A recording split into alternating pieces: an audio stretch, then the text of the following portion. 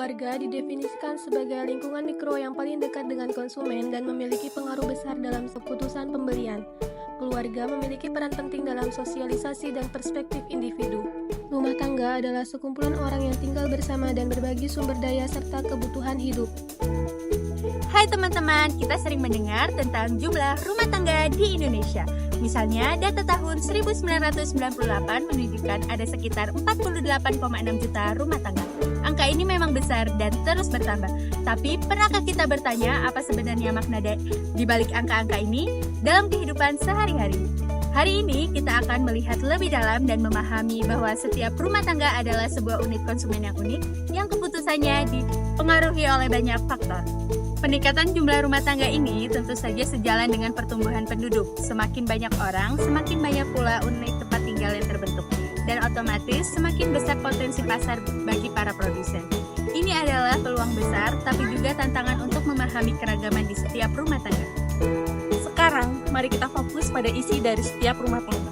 Jumlah anggota keluarga di Indonesia rata-rata satu rumah tangga terdiri dari 4 hingga 5 orang. Bayangkan, dalam satu unit itu ada ayah, ibu, dan mungkin 2 atau 3 anak. Jumlah anggota ini secara langsung memengaruhi seberapa banyak kebutuhan yang harus dipenuhi. Semakin banyak anggota keluarga, tentu saja kebutuhan akan pangan, pendidikan, transportasi, dan lain-lain juga semakin besar. Pikirkan saja, prioritas belanja keluarga dengan 2 anak balita pasti berbeda dengan keluarganya yang anaknya sudah remaja. Pada pembelian menjadi lebih kompleks karena setiap keputusan harus mempertimbangkan kebutuhan seluruh anggota keluarga. Inilah mengapa pemahaman tentang jumlah anggota keluarga menjadi sangat penting dalam mempelajari perilaku konsumen. Lebih jauh lagi, di dalam setiap rumah tangga, setiap anggota memiliki peran yang berbeda dalam proses pengambilan keputusan. Pembelian ada yang menjadi inisiator, seperti anak yang pertama kali menginginkan sesuatu. Lalu ada influencer yang memberikan masukan atau saran, contohnya seperti ibu yang merekomendasikan merek tertentu.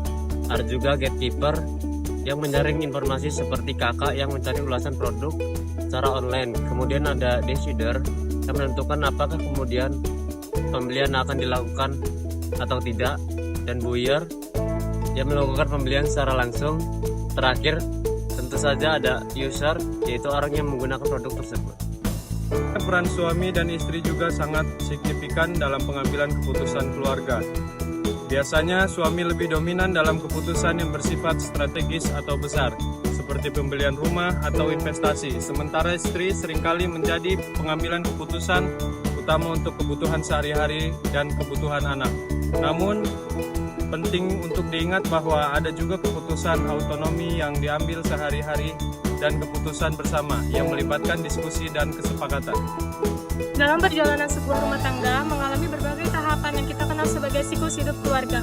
Dimulai dari bujangan dengan fokus pada kebutuhan pribadi, kemudian ada pasangan baru yang mulai membangun rumah tangga, keluarga lengkap dengan anak-anak, keluarga tanpa anak dan prioritas yang berbeda, hingga keluarga lanjut usia dan orang tua tunggal. Setiap tahap ini membawa prioritas konsumsi yang berbeda dan tentunya mempengaruhi pola belanja. Jangan lupakan juga peran penting wanita sebagai konsumen. Data menunjukkan bahwa jumlah penduduk wanita di Indonesia lebih banyak daripada pria. Hal ini menjadikan wanita sebagai pasar potensial yang sangat besar dengan pengaruh yang signifikan dalam berbagai keputusan pembelian. Terakhir, kita juga perlu memahami bagaimana anak-anak belajar menjadi konsumen melalui proses sosialisasi. Mereka mengamati, meniru, dan bahkan mempengaruhi keputusan pembelian keluarga sejak usia dini. Pemasar perlu menyadari bahwa anak-anak bukan hanya konsumen masa depan, tetapi juga influencer untuk masa kini. Ternyata ada 2 lembaga penting yang punya cara pandang berbeda untuk mengukur kemiskinan keluarga di Indonesia, yaitu BKKBN dan BPS. BKKBN melihat kemiskinan dari tingkat kesejahteraan keluarga. Mereka punya 5 tingkatan, mulai dari yang paling sederhana atau prasejahtera, sampai yang sudah lebih mandiri atau sejahtera 3+. Jadi, BKKBN melihat secara keseluruhan, bukan cuma soal uang. Nah, kalau BPS, mereka fokus pada kemampuan keluarga untuk memenuhi kebutuhan dasarnya, seperti makanan, tempat tinggal, pakaian, pendidikan, dan kesehatan. Mereka punya yang namanya garis kemiskinan makanan dan garis kemiskinan non-makanan. Kalau pengeluaran keluarga di bawah garis ini berarti mereka dianggap miskin. Intinya, BKKBN melihat level kesejahteraan keluarga, sementara BPS melihat apakah keluarga bisa memenuhi kebutuhan pokoknya. Dua-duanya penting untuk memahami kondisi ekonomi keluarga di Indonesia dan membantu pemerintah membuat kebijakan yang tepat.